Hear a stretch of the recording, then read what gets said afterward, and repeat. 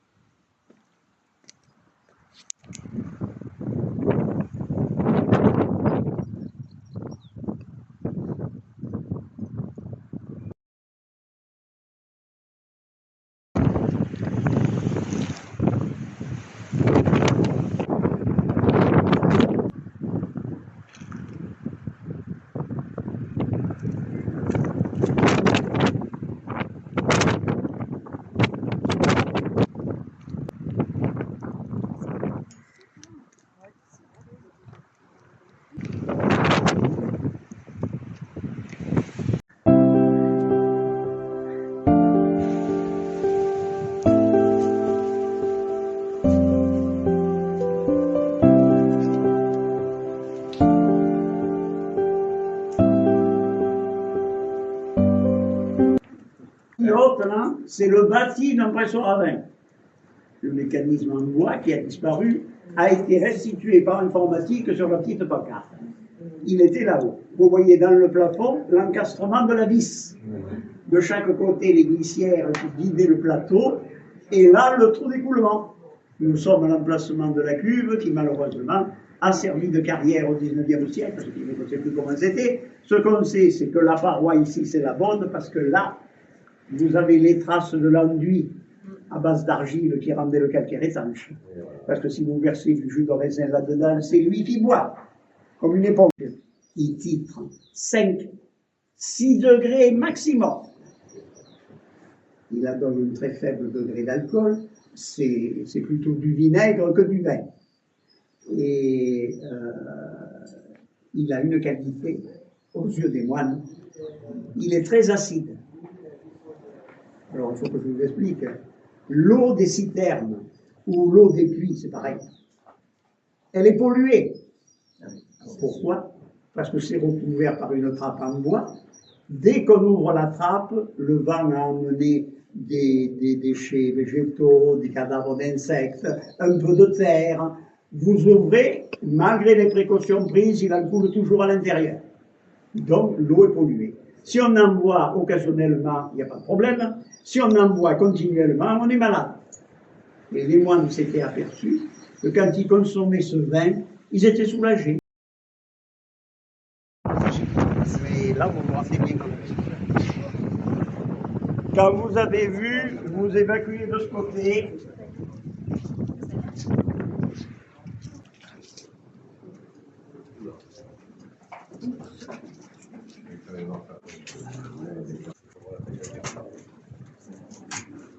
N'a aucun rapport avec la croix christique. Hein.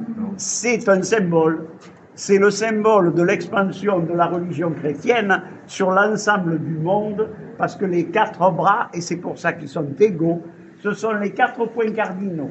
La signification, c'est le christianisme sur l'ensemble de la planète.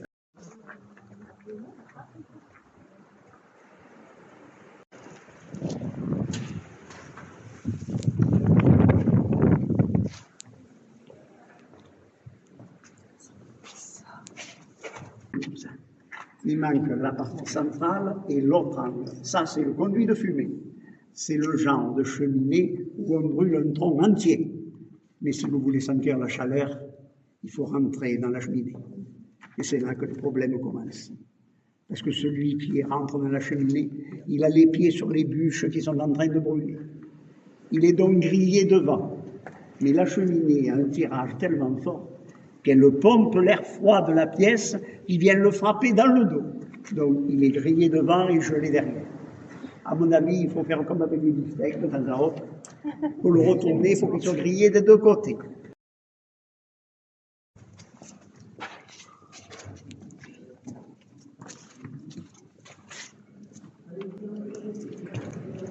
Les trous dans cette paroi sont les scellements du râtelier à fourrage.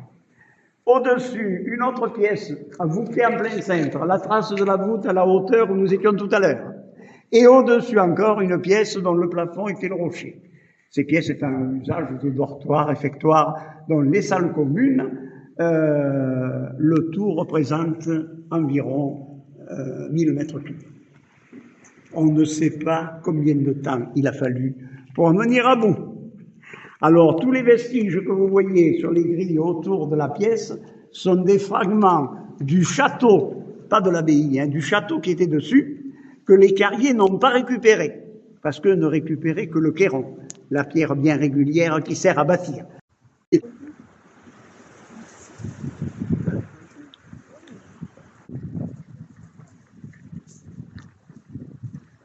Approchez-vous.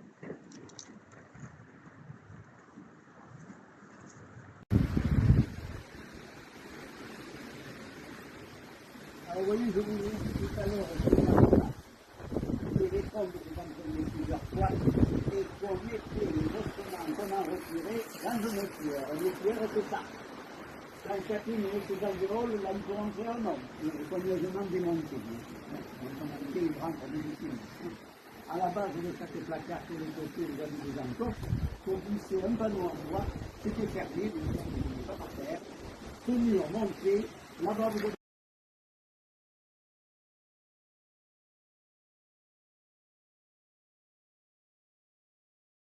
contre une propre caresse dans une caresse. Et alors un soir tombe une dans ce sens et une comme ça. La partie plane, c'est le sol de la terrasse. Là, nous sommes devant la face sud du monument, celle qui n'est pas touchée par le vent dominant. Et là, vous levez les yeux et en haut, vous voyez les petits traits qui sont la trace de la taille, qui prouvent que cette verticalité est artificielle. Il faut que vous imaginiez une pente qui partait de là-haut et qui venait rejoindre la pente actuelle de la colline.